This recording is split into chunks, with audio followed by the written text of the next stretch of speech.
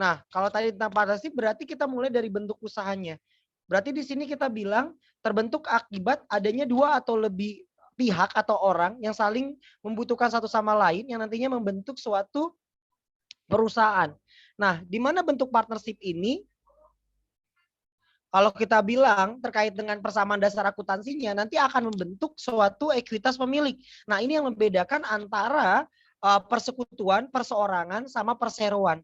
Dibedakan di mana? Di ekuitas pemilik. Makanya kalau kita lihat di sini terkait dengan liabilitas, ya, terkait dengan liabilitas nantinya keuntungan dan pembagian suatu usahanya. Saya mulai dari yang perseorangan dulu deh. Kalau perseorangan berarti di sini dia miliki hanya satu orang, jenis usahanya sederhana. Sedangkan kalau partnership, dia terdiri dari dua atau lebih yang saling bekerja sama. Dan nanti akan adanya presentase pembagian keuntungan. Sedangkan kalau corporation, dia terdiri atas saham pemilik ya. Saham pemilik tersebut biasanya diperjualbelikan secara aktif dan nantinya mempengaruhi dari eksistensi perseroan. Oke.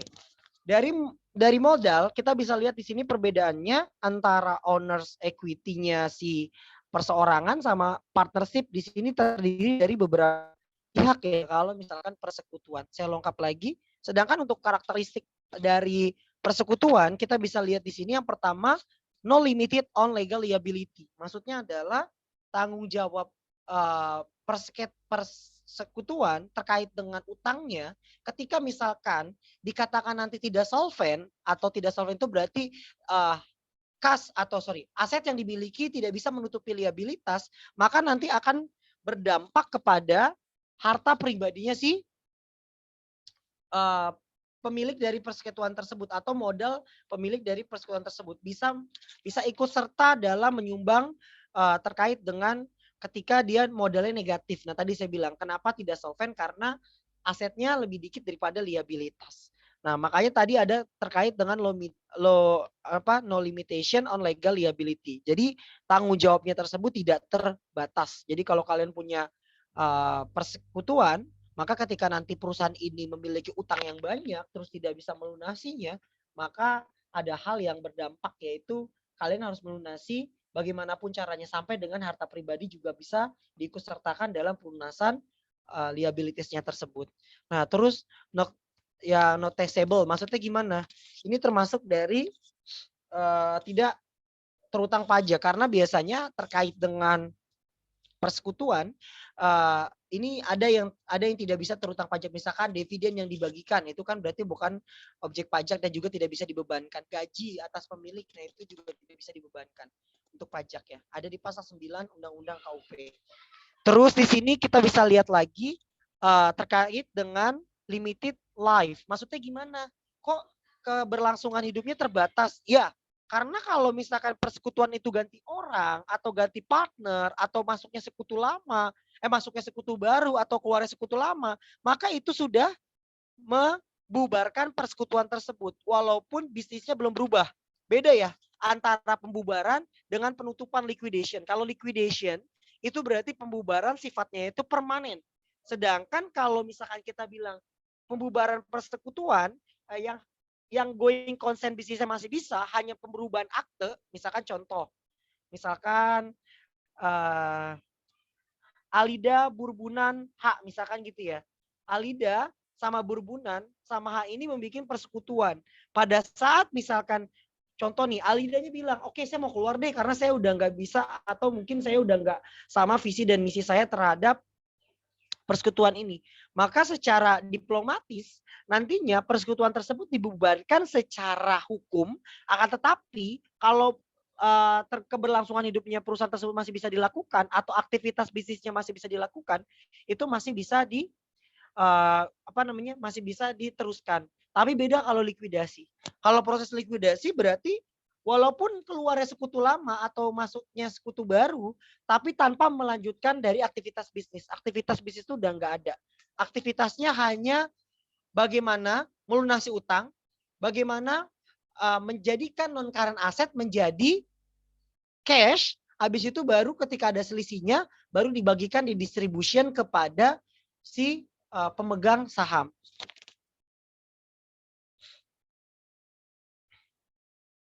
Nah, ini terkait dengan pembentukan. Di mana kalau pembentukan tersebut tergantung dari nilai yang disepakati. Contoh misalkan ada Joko dan Budi. Masing-masing menyerahkan dan nilai yang disepakati berapa. Kalau dari seperti ini kita bisa langsung menjurnal dari segi debitnya apa, dari segi kreditnya apa, baru sisa debit dan kredit kita masukkan ke dalam modalnya si Joko dan modalnya si Budi. Tergantung dari nilai yang disepakati. Maka nanti akan terbentuk seperti ini. Saya agak cepet ya maksudnya ya, karena ini kan cuma review. Nggak apa-apa ya. Ya, ini kan udah pernah dipelajarin di AKM ya. Halo? Iya. Ini udah pernah diajarin di AKM. Saya cuma overview saja ini. Terkait dengan pembentukan, ini tinggal dimasukkan dari segi debit yang diserahkan apa, dari segi kredit apa, dari segi debit apa, dari segi kredit apa, baru nanti dimasukkan ke dalam modal. Selisih dari hasil tersebut. Nah nih bedanya. Bedaan yang paling mendasar ketika kita membentuk post balance setelah pembentukan. Nah, ya kita bisa lihat di sini perbedaannya. Aduh, sorry. Perbedaannya terletak di modal. Modal Joko dan modal Budi. Joko Kapital dan Budi Kapital.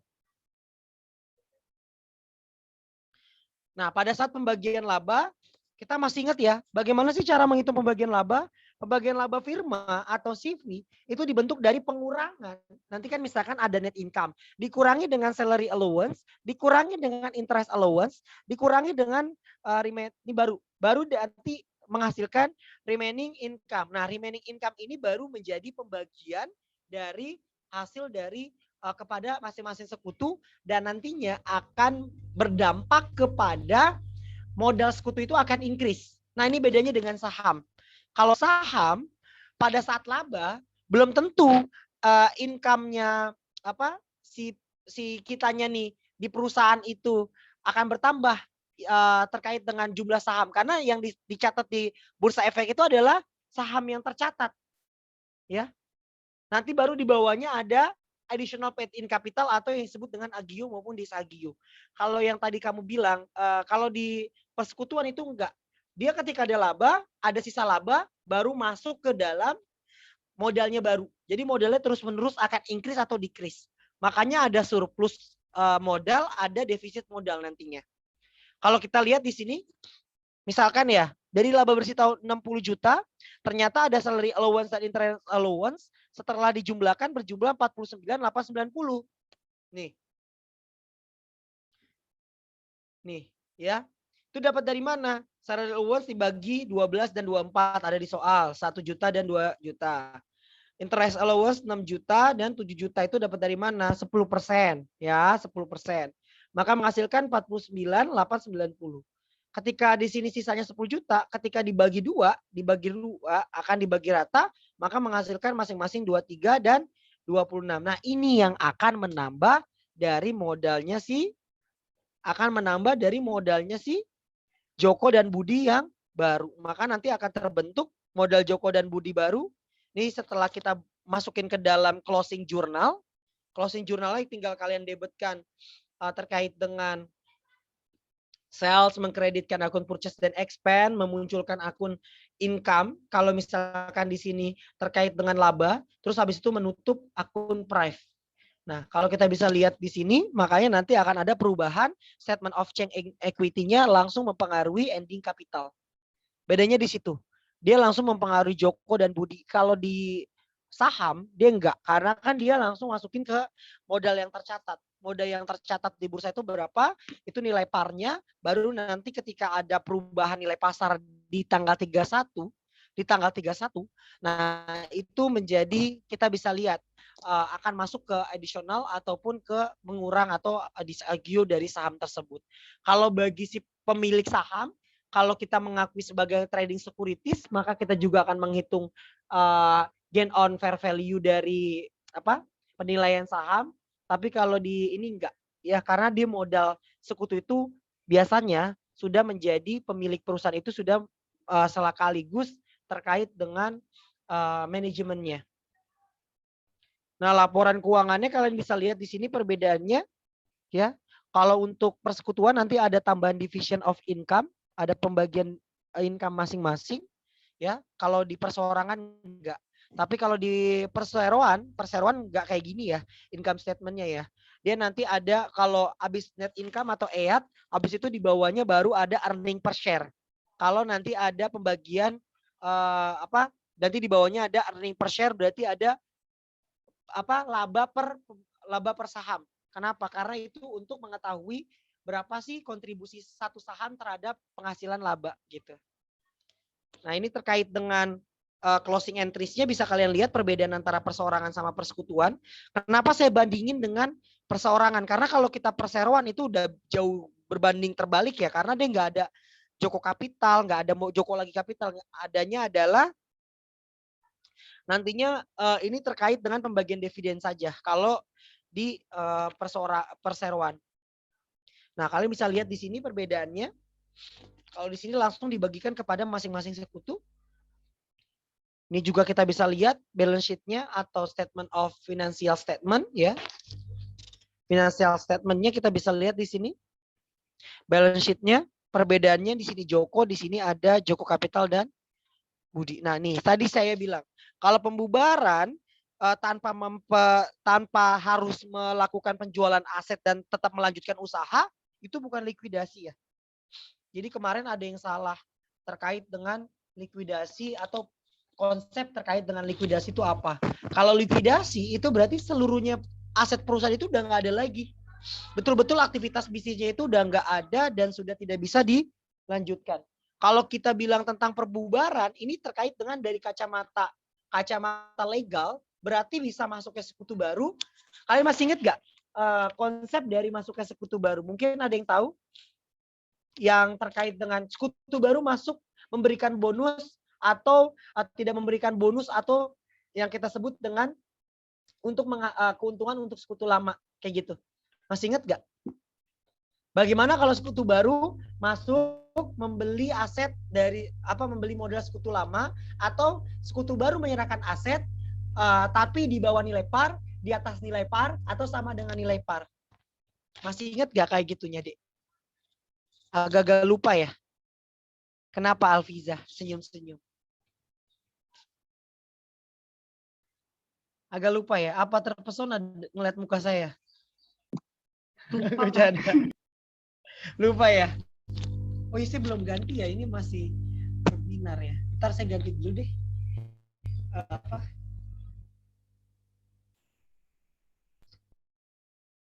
Ganti background dulu ya, biar background biasa aku. Kan aku cinta dunia. Ini bagusan ini apa tadi? Backgroundnya.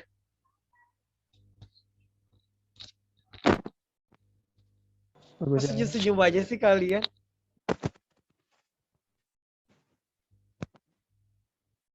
Si Widya mirip siapa ya? Aku dari kemarin aku gak pernah ngeliat deh. Kamu asli mana sih, Wid? Pernah ketemu gak kita, Wid? Asli Palembang, Pak. Sebelumnya belum.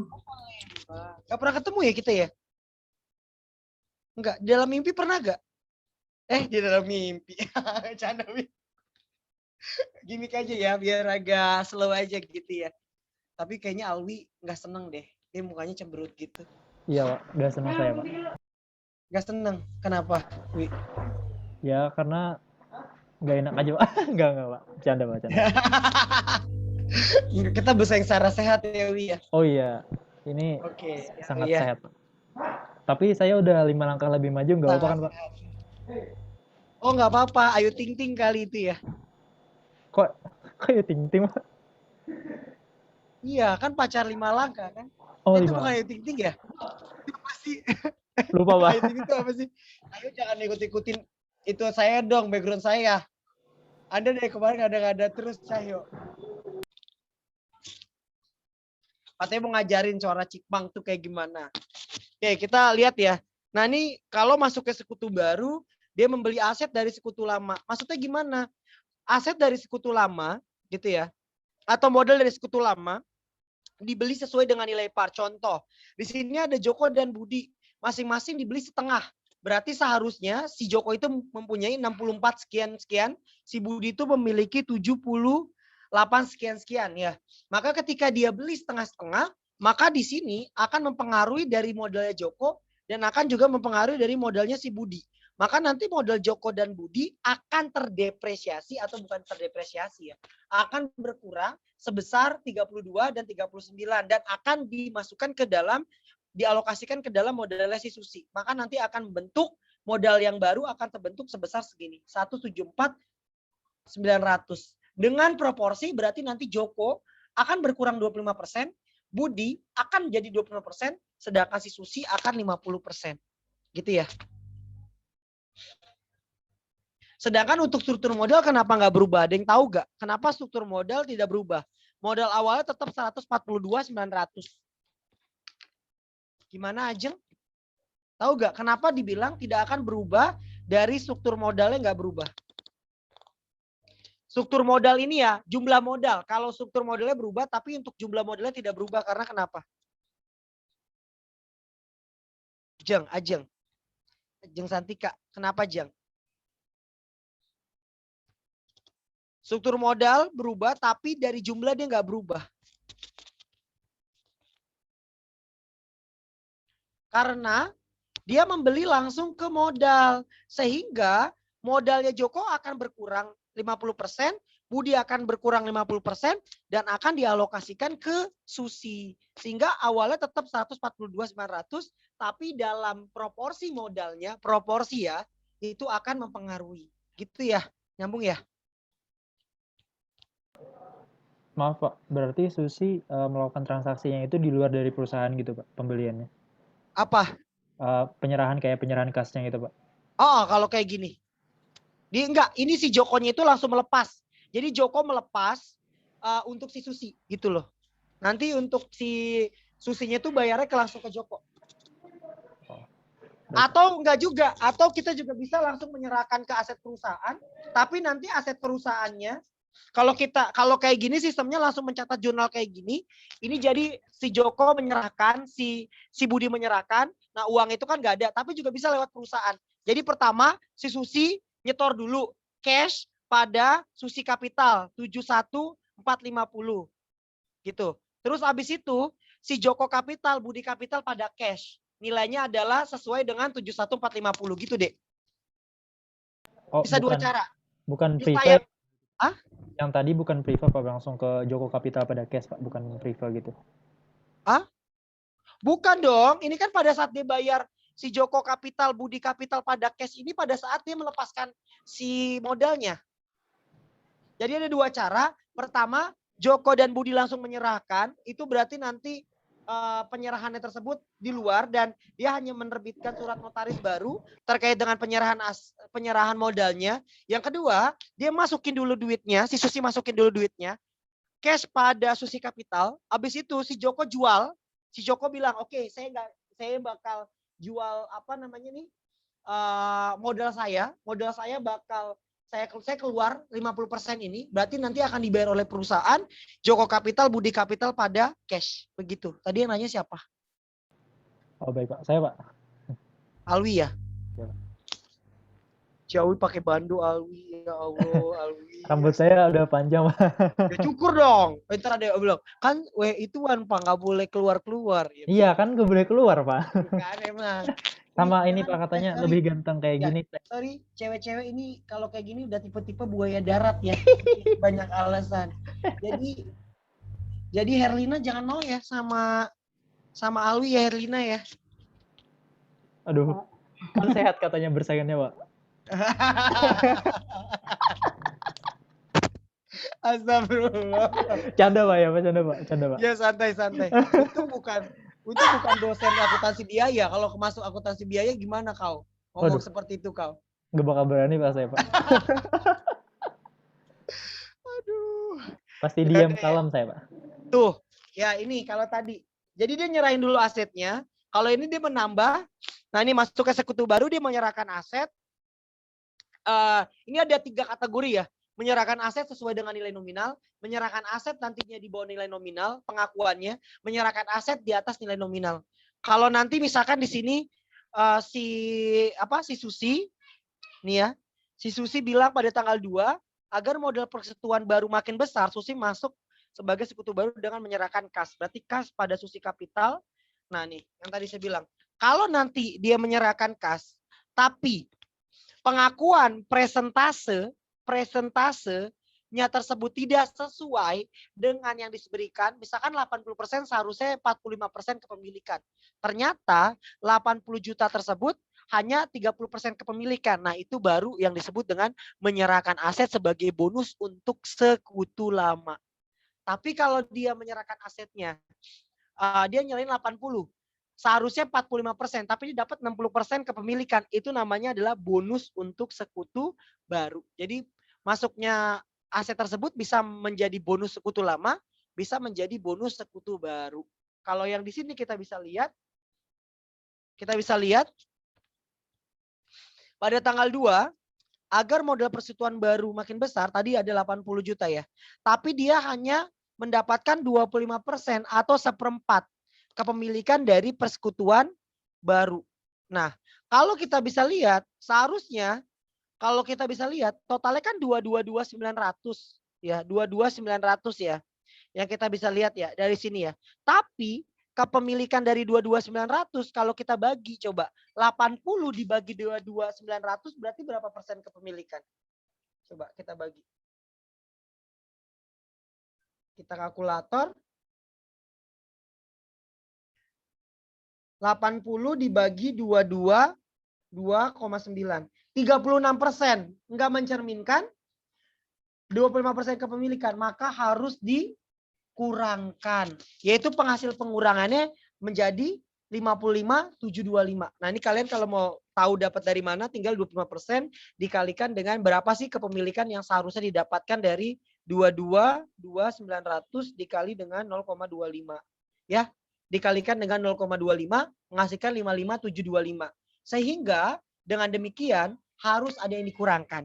Jadi si Susi akan bagi kepada modal sekutu lama yaitu si Joko dan Budi. Ini pernah diajarin ya? Mungkin ya. Kalau di AKM pernah ini. Tapi mungkin kalian itu agak-agak lupa karena saking banyaknya teori. Saya juga waktu dulu begitu kok. Habis belajar itu juga lupa besoknya di semester baru. Bener begitu ya? Apalnya cuma mau UTS mau UAS. Gimana Nabila?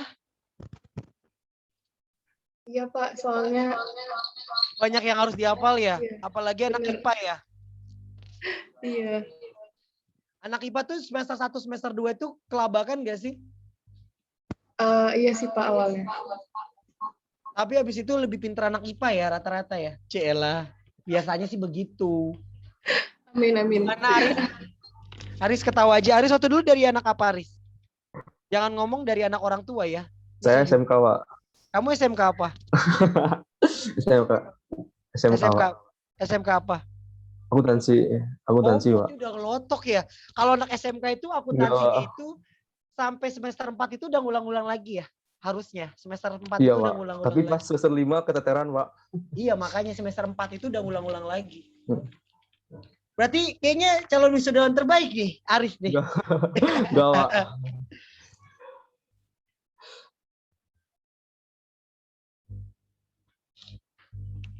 Iya. Jadi nanti akan diserahkan kepada si modal sekutu lama. Maka nanti akan terbentuk jurnalnya seperti ini. Joko Kapital, Budi Kapital pada Susi ya. Susinya berkurang sedangkan Joko dan Budi dia akan bertambah. Nanti pada saat dia menyerahkan 80 ya. Jadi cash-nya 80. Jadi nanti kayak gini. Ya. Jurnal endingnya nanti kayak gini ya. Jurnal ending pembentukannya nanti akan seperti ini ya. Pada saat si bonus ketika digabungkan. Kalau di sini secara terpisah. Kalau ini secara terpisah berarti awalnya cash pada Susi Kapital, habis itu di reclass, ada reklasifikasi Susi Kapital, Joko Kapital, Budi. Kalau yang ini jurnal secara gabungan. Terserah mau pakai yang atas atau yang bawah. Kalau yang atas berarti diawali dengan cash pada Susi Kapital dulu ya.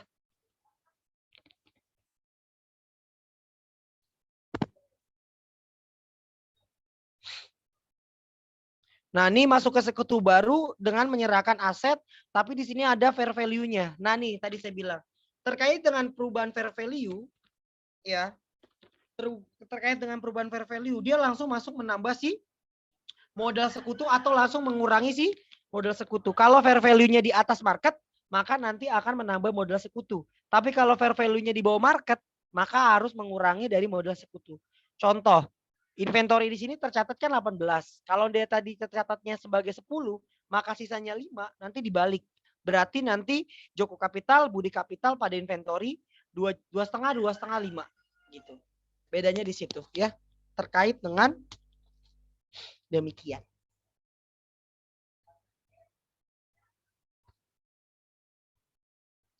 Nah, saya udah announcement tadi ya di awal terkait dengan kalau pembubaran sekutu itu belum tentu membubarkan bisnis ya. Jadi sekali lagi gitu ya. Pembubaran sekutu itu belum tentu membubarkan bisnis. Yang kalau membubarkan bisnis itu adalah yang disebut dengan likuidasi. Kalian mungkin ada yang pernah ngambil KTTA tentang financial distress? Di sini ada yang ngambil financial distress nggak? Nggak ada. Kelas ini ngambilnya rata-rata apa sih? Kayaknya susah-susah ya.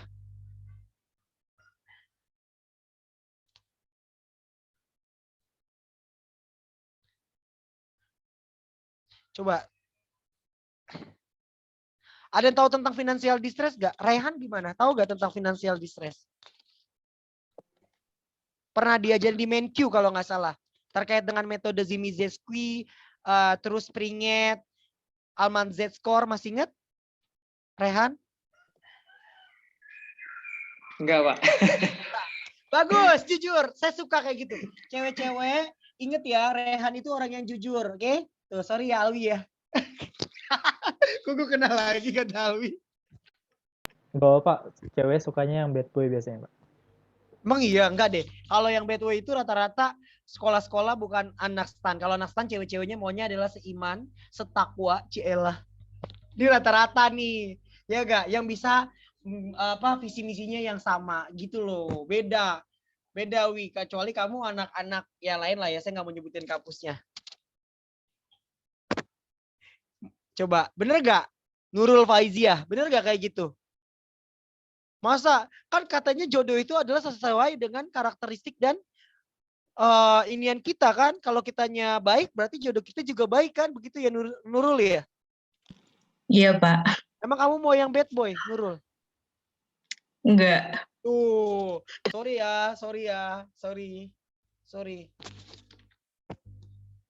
Punya kayak saya ya, maksudnya gitu ya Nurul ya?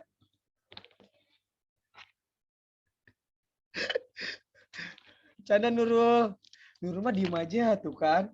Saya jadi nggak enak nih, saya jadi salting sendiri nih.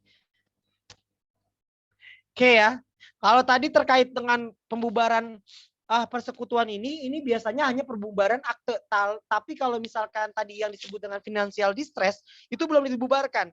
Kalau disebut dengan financial distress itu berarti kemampuan perusahaan sedang dalam keadaan kesulitan keuangan. Berarti kalau kayak gitu kesulitan keuangan, berarti asetnya atau current aset tidak bisa menutupi current liabilitas. Itu namanya adalah lagi sulit nih keuangannya. Lagi pandemi kayak gini banyak perusahaan yang financial distress tuh kena banyak banget. Kalau kalian pernah tahu yang terkena financial distress, contohnya adalah perusahaan telekomunikasi, perusahaan penerbangan, telekomunikasi. Terus habis itu perusahaan transaksi, contoh kayak misalkan Bluebird atau mungkin yang kayak AKAP gitu ya, angkutan apa? AKAP itu singkatan dari apa? Angkutan Antar kota, antar provinsi. Oh iya, angkutan antar kota, antar provinsi. Sorry ya, saya orang kota. Jadi saya nggak punya kampung. Makanya di sini yang punya kampung bolehlah kita daftar lah ya. Siapa tahu kita cocok.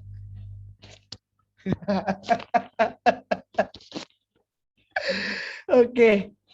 Nih ya tadi ya, terkait dengan hal demikian, kalau misalkan pembubaran sekutunya dia menyerahkan atau dibeli langsung oleh si sekutu lama, langsung aja dibeli langsung dengan cara B kapital pada A kapital karena sama aja. Kalau dia nyerahin dulu ke kas perusahaan, terus habis itu kas perusahaan itu dibayarkan, ini bentuknya seperti ini. Jadi langsung dibeli B kapital pada A kapital. Sedangkan kalau misalkan dibeli langsung oleh perusahaan, maka langsung B kapital pada cash. Nah nih, Tapi kalau di sini kita bisa lihat ya, dia beli itu di atas modal, di bawah modal atau sama dengan modal. Ini contohnya kalau sama dengan modal. Kalau contoh sama dengan modal, maka nanti akan terbentuk seperti ini. Kalau di bawah modal, kalau nanti di bawah modal, nanti dia akan muncul loss atau gain. Ya, contoh. Contoh, misalkan modalnya 20, tapi dibayarkan hanya 15 juta. Maka nanti jurnalnya adalah B capital 20, cash-nya 15, nanti ada laba keluarnya sekutu lama. Nah, kalau laba pengeluaran sekutu lama, nanti ini bakal dibagi lagi juga bisa. Dibagi kepada sekutu lama yang masih ada, itu bisa kayak gitu. Jadi nanti B capital, cash, langsung masuk ke A capital boleh. Kalau ada tertera ketika ada laba dari pembubaran sekutu lama, keluarnya sekutu lama, nanti akan langsung masuk ke dalam modalnya sekutu lama yang masih aktif. Biasanya ada yang kayak gitu di soal. Ya. Ini terkait dengan overview persekutuan. Ya, terkait dengan bagaimana pembentukan, bagaimana tadi masuk ke sekutu lama atau keluarnya sekutu lama, masuk ke sekutu baru, di atas harga perolehan, di bawah harga perolehan, sama dengan harga perolehan, sampai dengan tadi keluarnya sekutu lama tanpa diiringi dengan pembagian kepada sekutu lama yang masih aktif. Ada sampai sini ada yang mau ditanya?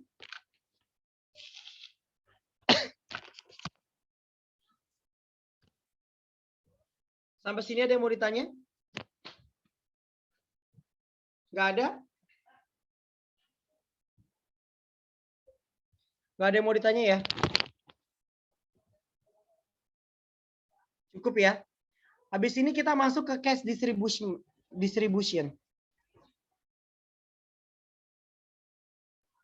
Sebentar. Absen dulu dong, kita absen. Boleh, Pak. Teman-teman nyalain. Senyum. 2, 3. Udah.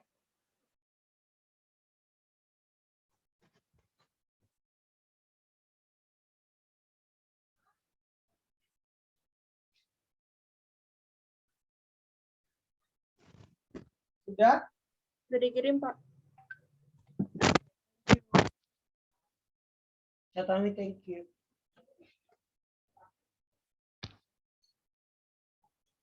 Sekarang kita masuk yang baru. Ya, kenapa ini?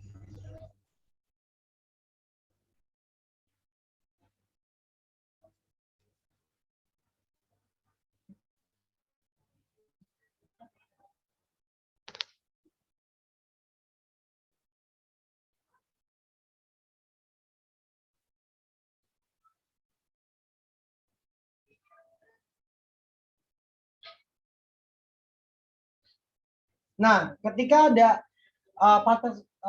likuidasi secara bertahap, kita bisa menggunakan dua schedule ya.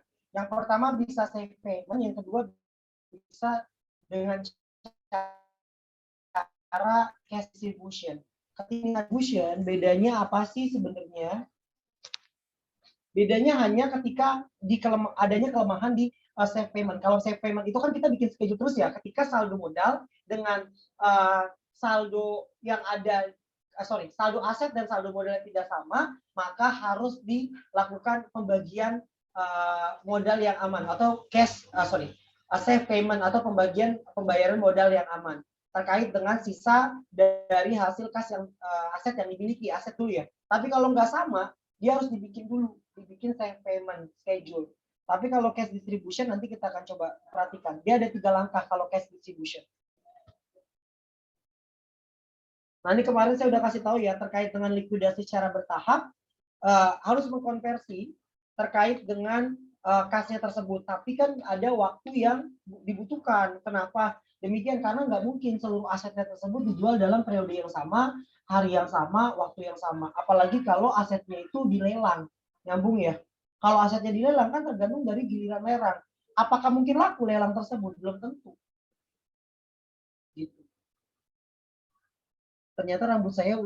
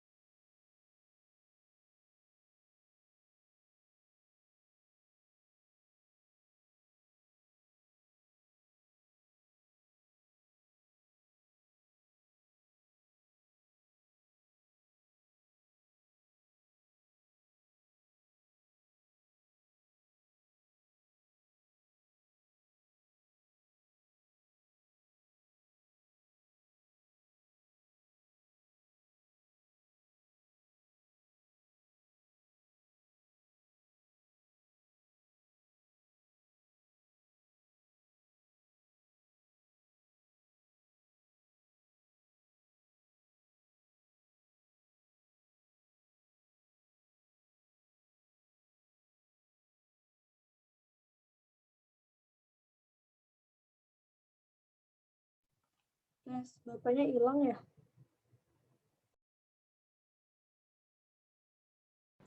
Iya, Cak.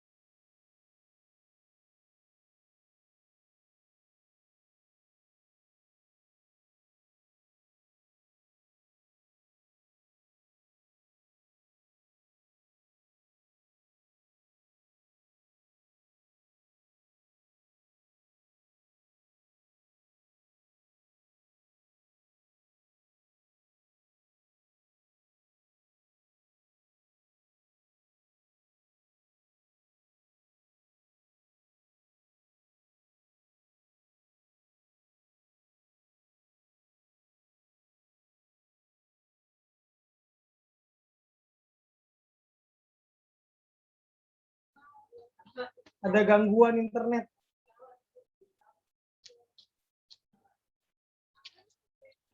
Halo gitu.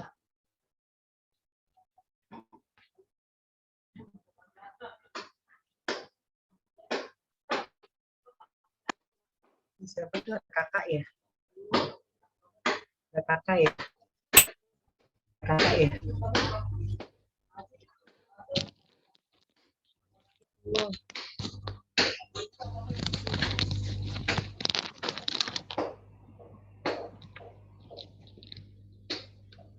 Udah nanti dulu. Sana dulu, acingnya mau ini dulu.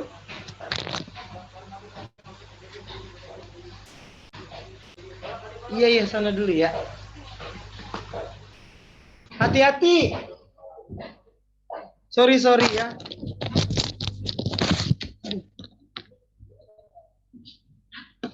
Internetnya nge-lag nih.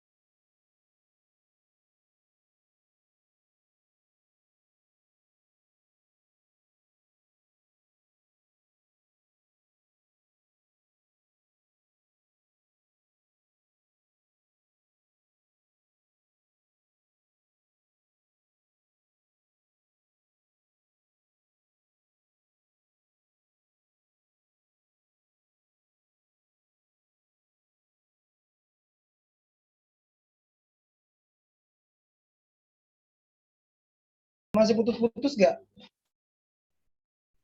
Halo? Udah lancar, Pak. Udah ya. Kalau enggak saya matikan ini deh ya. Azab akibat pamer rambut. Ini siapa yang ngomong? Allah, Cahyo lu, lihat aja gue tandain ya nilai lu ya. Lu gue liatin nih nilainya nih ya.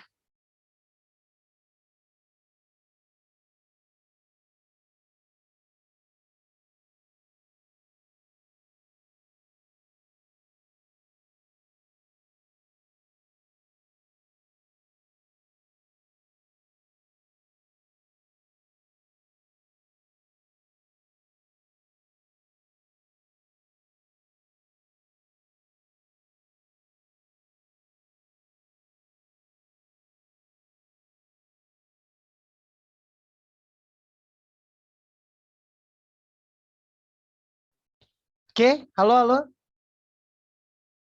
Cahyo lihat ya, pokoknya biarin aja ntar. Lulus gak ya? Udah semester 6 ini aja kan ngomongnya begitu ya. Ini salah satu yang tidak boleh dicontoh ya adik-adik ya. Ya. Oke, kita bisa lihat di sini terkait dengan hal demikian. Kalau kita bahas tentang masalah likuidasi cara bertahap, dia ada dua cara ya. Bisa menggunakan safe payment atau menggunakan distribution plan atau cash distribution plan. Kalau di cash distribution plan, kalau kemarin kan kita kan kalau safe payment jurnal langkahnya adalah kita anggap seluruh asumsi bahwasanya aset yang dimiliki perusahaan itu tidak bakal bisa terjual.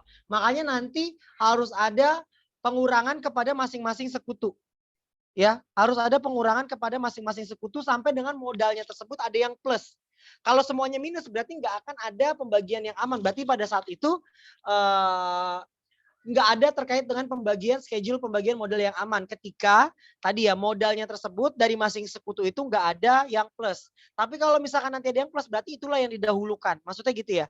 Itulah yang didahulukan. Nah, tapi ada kelemahan dari safe payment. Kalau safe payment itu kelemahannya adalah ketika kita menggunakan safe payment, maka terkait dengan aset non kasnya, kalau jenisnya banyak dan nantinya modalnya tersebut belum sama antara aset dan modal pemilik, maka kita harus bikin schedule. Nah ini yang bikin lama. Ya, terkait dengan kalau kita menggunakan safe payment. Kalau kita menggunakan cash distribution plan, ya nantinya dia itu terkait dengan hal demikian itu bisa teratasi karena kita nggak usah bikin sedikit-dikit kita bikin schedule safe payment, sedikit-dikit kita bikin schedule. Nah enggak, kalau kita menggunakan cash distribution enggak kayak gitu. Nah, di mana kalau cash distribution ini nanti ada beberapa tahap. Yang pertama kita membuat dulu yang disebut dengan vulnerability atau resiko kemungkinan rugi, ya. Yang paling tinggi mana? Terus yang kedua, dari ranking tersebut baru kita membuat assumption absorption. Maksudnya gimana? Absorption ini kita membuat ketika modal sekutunya tersebut betul-betul minus atau kita hilangkan. Itu namanya assumption schedule-nya. Yang ketiga, baru kita membuat distribution cash plan. Kalau kita lihat di sini contohnya, dari statement of financial position, kita bisa lihat si X, si Y, si Z, dia masing-masing modalnya adalah 340, dan 200.000.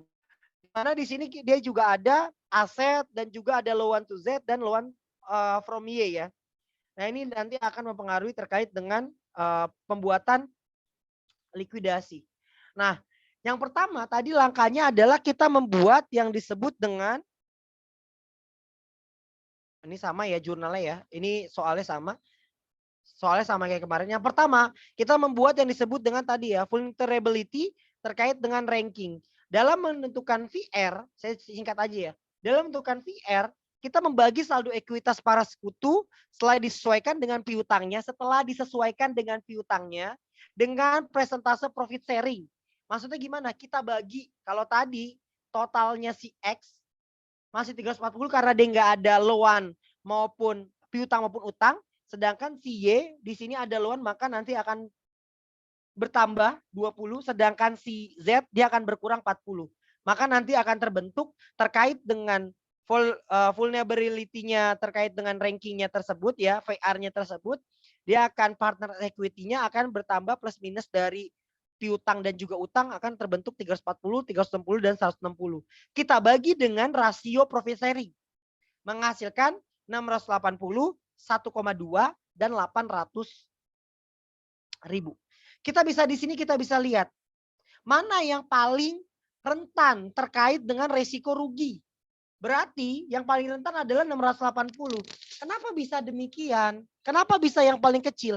Kalau perusahaan rugi 700 berarti si X ini udah pasti defisit. Nyambung nggak maksud saya kayak gitu? Zaki ya? Ngerti nggak?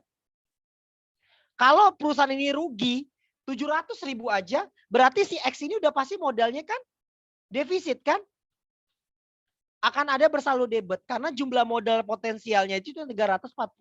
Kalau kita bagi berdasarkan persentase, dia hanya 680 rentangnya ya. Kalau kalian pernah belajar tentang forex atau kripto, ada di sini pemain forex atau kripto? Dimas? Enggak pernah Dimas. Pernahnya main apa? Alfiana pernah dengar kata forex atau kripto enggak? Pernah dengar tapi belum pernah main ya? Iya Pak.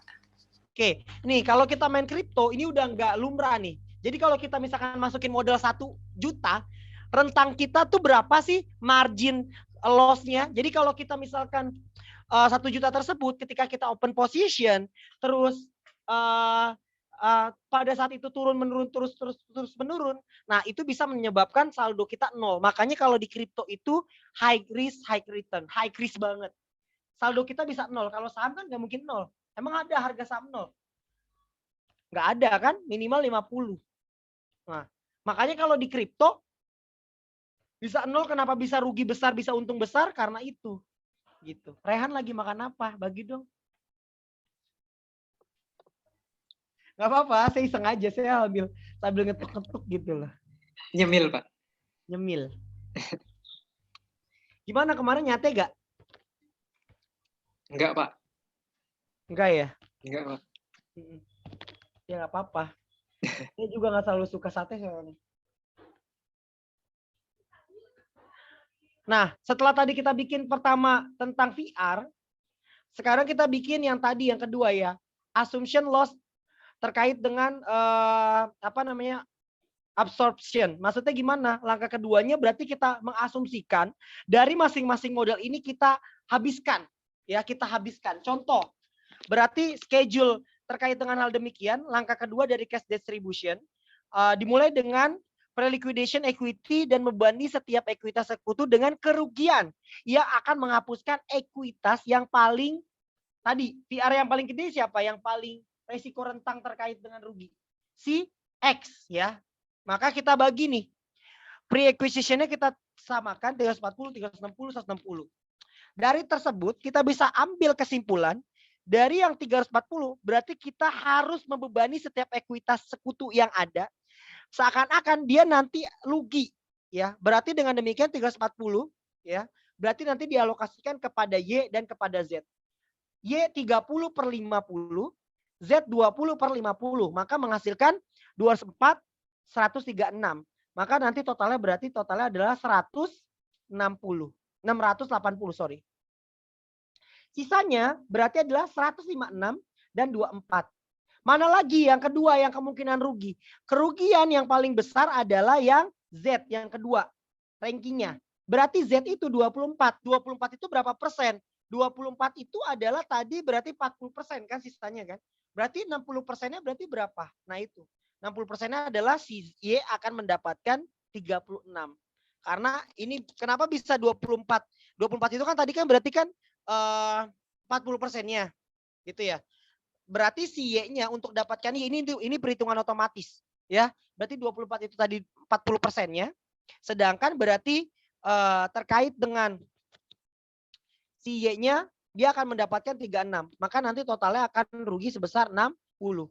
Yang terakhir karena udah nggak ada lagi terkait dengan Z dan X-nya, maka tinggal si modalnya si Y. Maka si Y-nya ini akan berkurang 120. Maka nanti kalau kita bikin cash distribution, yang paling pertama kali akan terbentuk kayak gini. Kalau ada duit 20, maka nanti akan dibayarkan dulu ke Y loan. Kalau ada duit lagi sebesar 100, maka akan dibayarkan ke Y. Kalau ada duit lagi sebesar 60, maka nanti akan dibagikan berdasarkan persentase 60. Y dan Z itu adalah 40. Baru nanti ketika ada sisanya lagi, baru kita akan ngambil sebesar bagi baru berdasarkan persentase yang awal. Jadi nih. Ini 680 ya, totalnya berarti di sini dia akan mendapatkan maksimal 120 nih si Y. Si Z dia hanya totalnya nanti dia dapat 40% dari 60. Kenapa bisa 60? Kalian bisa lihat tadi ya.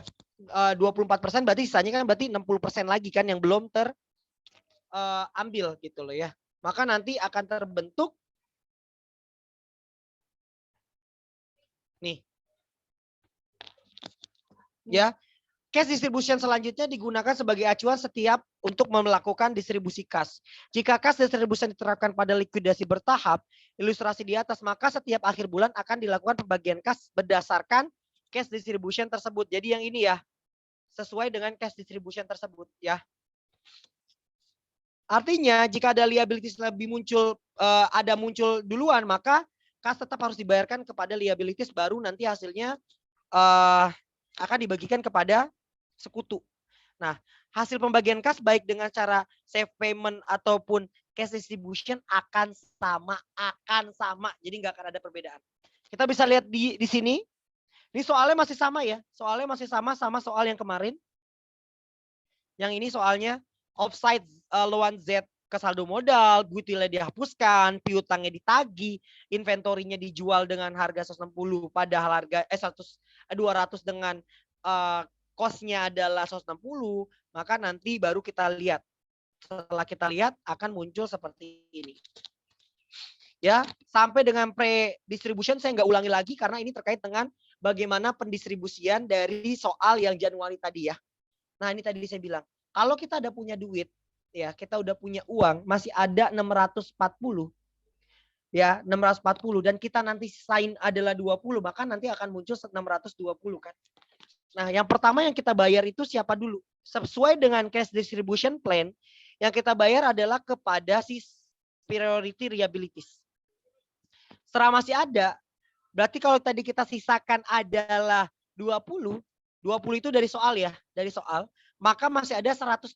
Kalau masih ada 120, maka kita bayarkan tadi kemana? Nih, dari sesuai dengan yang tadi,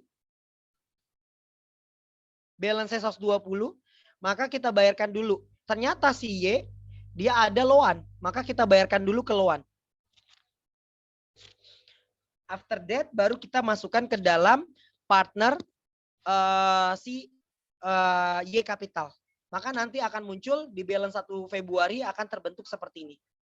Di 1 Februari, berarti kita munculkan di 1 Februari akan terbentuk seperti ini. Ya.